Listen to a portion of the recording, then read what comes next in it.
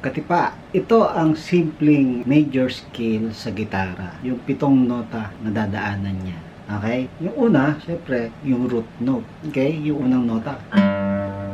Susunod na nota, whole. Ibig sabihin, ito yung half. Yung katabi, half. O, whole yan. Pag step mo ng dalawang fret. Whole. Okay? Yun ang susunod na nota. Susunod, whole ulit. Susunod, baba tayo ng string. Katapat ng root note, yun ang susunod. So, pang-apat na nota na yan. And then, whole. And then, whole. Then, baba ulit tayo ng string. Ang susunod, katapat ng kalahati. Okay? Katapat ng kalahati after ng root note. Diba, kalahati? Ayun, katapat niya. Nakapito na tayo. Susunod, pang-8 na. Octave na yan. Same root note na siya. Okay? Yun ang simpleng major scale. At ang aking tinugtog ay G major scale. Okay? So, anong gagawin natin ngayon? Ganito katipa. Ito ang major scale, G.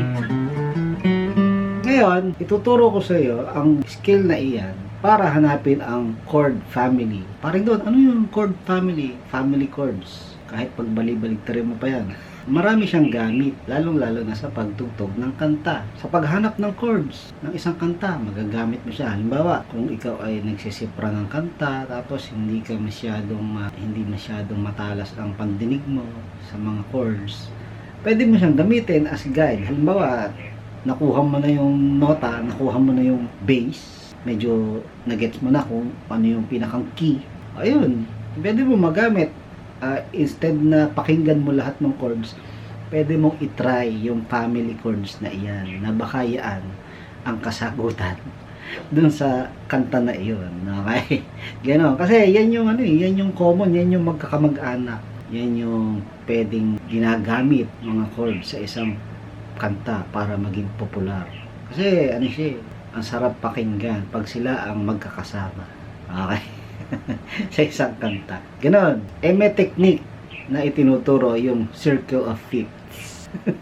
Okay? Yung yung pie chart na ganyan. Yung circle of fifths na yan. Yun din ang purpose niyan para malaman mo yung chord family. Nung pinag-aaralan ko, okay naman, nakakatuwa naman. Madali rin namang gawin yung paghahanap ng mga chords na iyon. Ang problema ko, paano kung wala akong pie chart? Paano kung wala akong ganyan na circle of fifths? Diba? Nung habang pinag-aaralan ko, inaalam-alam ko, parang pumasok sa isip ko, pwede palang technique na hindi na gamitin yung circle of fifths. Yon ang tuturo ko sa inyo. Ang technique ay paggamit ng guitar scale na pinakita ko kanina. Gawin na natin example, itong G. Okay? So, ito yung G major scale. Yung 7. Yan yung 7, yan yung pang-8. Sabihin natin yung mga nota. Hindi ko pa nasasabi, di ba? So, yung unang nota, root note, G. Ito ay A. Ito ay B. Ito ay C, yung sa 5th string. Ito ay D, E, and then F sharp. And then, root note. G na ulit. Sa key of G, ano ang chord family? So, babanggitin ko na kung anong chord. Merong G major, merong A minor, merong B minor, merong C major, D major, E minor, at saka F sharp diminished. Yun ang mga chords sa key of G. Sa circle of fifths, makikita mo yan, ano mo lang yung key, kaliwa kanan na andun yung family. Parang gaganunin mo sa i-imagine mo na lalagyan mo ng saknong. Ganoon ang ginagawa. Ito, nagets ko lang dito sa gitara. Pwede rin sa gitara ka na lang tumingin. Ang mahalaga, yung guitar scale, alam mong i-flat, di ba? Kailangan, yan lang namang 7 yan ang kailangan mo lang naman. Hindi mo na dadagdagan na kailangan dagdagan. Okay, yun lang. Ganito ang technique na ipapagawa ko sa iyo para makita mo kung ano yung major, kung ano yung minor, kung ano yung diminished. Okay? sa major, ang mangyayari, sa G tayo, ano, sa key of G. Root note, syempre major, ha? Root note ay major. Ang susunod na major dyan, yung ibaba. Okay? And then susunod yung susunod na whole. Yan ang major dyan. So, tugtugin natin. So, tugtugin mo yung shape.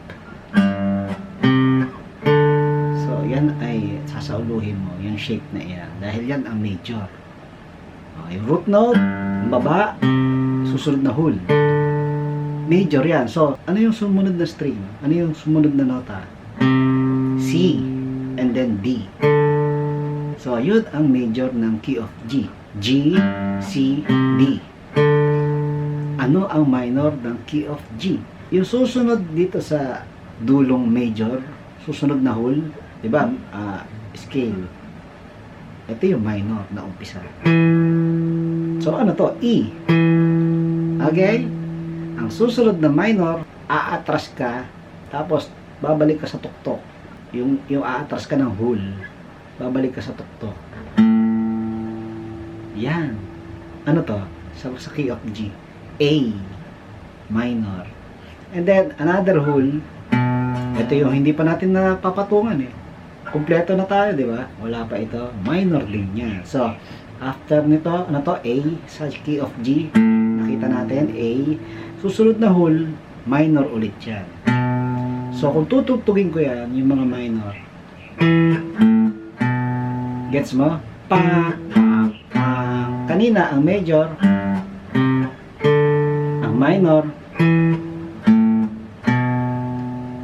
yun. Yun ang sasauluhin natin. Ang pag-alam ng diminished ay walang problema. Basta yung root note, ia-atras mo lang ng kalahati. So, ifa-flat mo lang yung root note. So, ang flatted ng G ay G flat. Yun ang diminished mo. Or F sharp. Diminished. O, diba? Yun, ganun lang ang paghanap ng diminished. Yun na. O, mag-isip ka pa ng ng iba pang key. Anong key gusto mo? Ano? Key of E. Okay, key of E. Ito. Di ba ang E ay dito? Gawin natin yung scale. Kailangan gawin mo muna yung scale. Baka nalimutan mo na eh. Okay? Root note, whole, baba. Whole, baba sa kalahati. After ng root note. Di ba? And then, ito yung root note. E. Okay. Yun, ang scale ng E. So, yun. After nun, tugtugin mo na yung tinuro ko sa yung pagtugtog. Sa major, root note, baba, whole na susunod. Yan ang major natin. Okay? E, ito ay A. Diba? Kailangan familiar ka sa nota, ha? Susunod, B. Yun ang major. E, A, B. Paano ang minor? Again, after nito, whole, yan ang minor. Tapos, aatras ka, babalik ka sa ibabaw. Okay? Yun, ano to kanina? B, pag sumulong ka, C sharp, di ba? Yung kaninang pag-atras, tsaka ibabaw, ay F sharp. And then, pag hull mo, A flat or G sharp, di ba? So, yun ang minor mo. Okay? So, ang key of E, E. Ano? A. And then B. Alright? Tapos, ang minor mo ay C sharp minor, F sharp minor, G sharp minor. So, yan ang magkakamag-anak. Tapos, ang diminished mo, E flat diminished. Pag dito, parang A diminished din yan. Pwede ka na mag-compose. Katipa. Pati naman, sa key of E. C sharp minor, E. F sharp minor. O, diba? Magkakamag-anak sila. O, G sharp minor. A. B. O, diba? E. Diba? Sarap pakinggan. Lala, ang galing-galing kong magawa ng kanta. Oy, gawa ka na ng komposisyon. Dahil alam mo na humanap ng family chords. Kaya ikaw, katipan, mag-subscribe na kay Paring Don. Wow, wow, wow. Oh yeah, oh yeah, oh yeah.